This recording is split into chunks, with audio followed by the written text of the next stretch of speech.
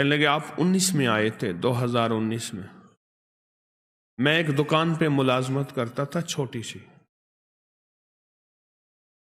اور خطرہ یہ رہتا تھا کہ وہ ملازمت کرنے والا دکاندار جو ہے وہ مجھے کہیں فارغ نہ کر دے، یا وہاں دن رات مسائل ہی مسائل تھے، مشکلات ہی مشکلات تھیں، پریشانیاں ہی پریشانیاں۔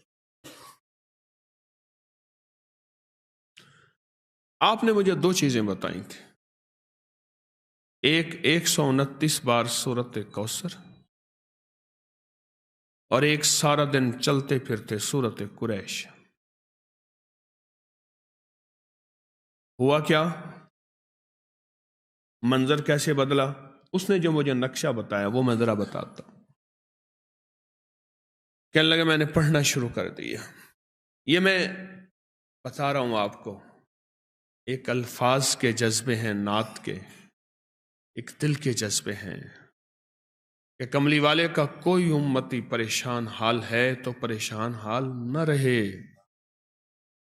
میرے آقا کا کوئی امتی ہے، وہ کسی رنگ، نسل، کسی مزاج، کسی مذہب، فرقے کا ہے، میرے امتی، کملی والے کا امتی خالی نہ رہے۔ کہا کہ میں نے 129 بار سورۃ کوثر پڑھنی شروع کر دی، اور جذبے کے ساتھ سورۃ قریش پڑھنی شروع کر دی۔ یہ جو انہوں نے لفظ جذبہ کہا ہے نا، یہی جذبہ فیصلے کرواتا ہے۔ الفاظ سے زیادہ کیفیات فیصلے کرواتے ہیں۔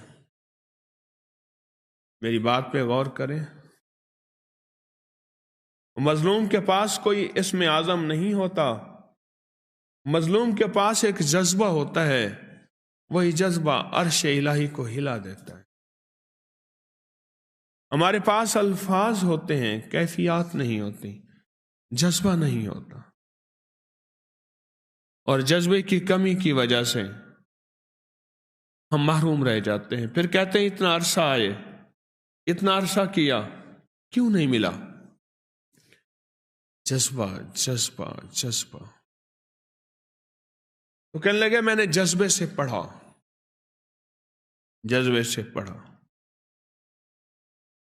میں ایک کھجور کی دکان پہ کام کرتا تھا، چھوٹا سا ملازم تھا۔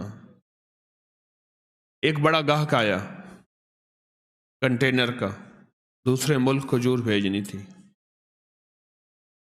تو میرے مالک کے پاس آیا، اس نے کھجور کے جو ریٹ دیے وہ زیادہ تھے۔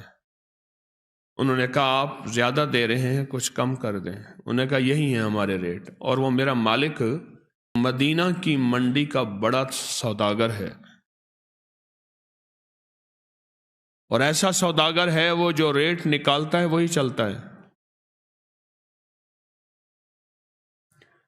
کہا کہ انہوں نے مجھ سے رابطہ کیا، میرے رابطے تھے چونکہ اور تاجروں سے، میں نے کم ریٹ پہ وہی چیز ان کو دے دی، کنٹینر بھر کے بھیج دیا، اور مجھے اتنا بچ گیا۔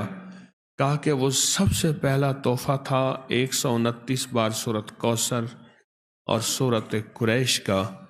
19 گیا، 20 گیا، 21 گیا، اب 22 بھی گیا۔